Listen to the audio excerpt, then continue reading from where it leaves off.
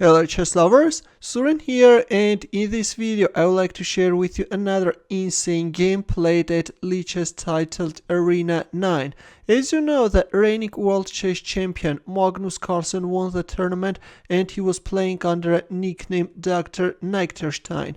During this tournament Carlsen had a lot of fun by going for various irregular openings, and this game is not an exception.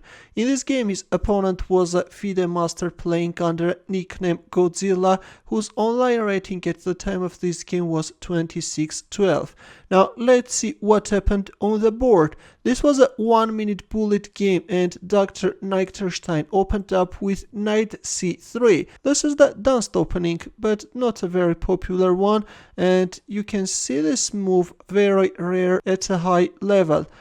Godzilla responded with e5. Now comes knight f3, and after knight c6, Carlsen undeveloped one of his knights, knight b1. Yes guys, and it becomes obvious that he's starting to troll his opponent. Knight f6, and believe it or not, but this time Carlsen played knight g1. Can Black make use of White's crazy moves?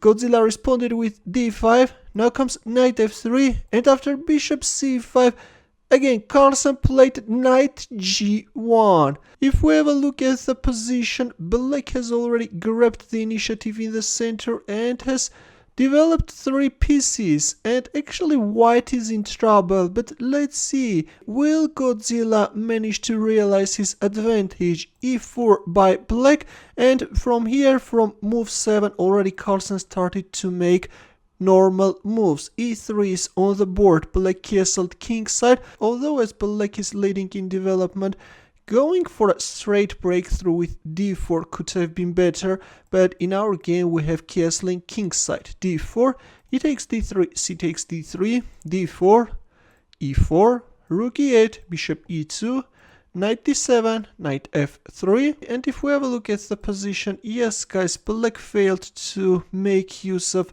White's dubious moves. White castles kingside, f5, now comes f4, knight c6, e5. White managed to gain a protected passed pawn on e5.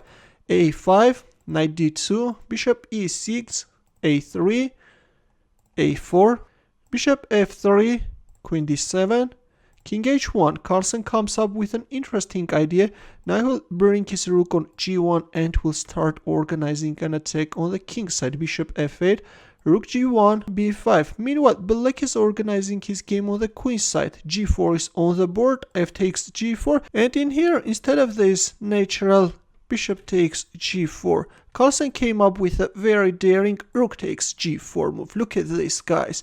But Black didn't dare to capture the rook and played king h8. But let's have a look, what if bishop takes g4? Then in this case, once White will get rid of Black's light squared bishop, White can start exploiting the weaknesses of light squares.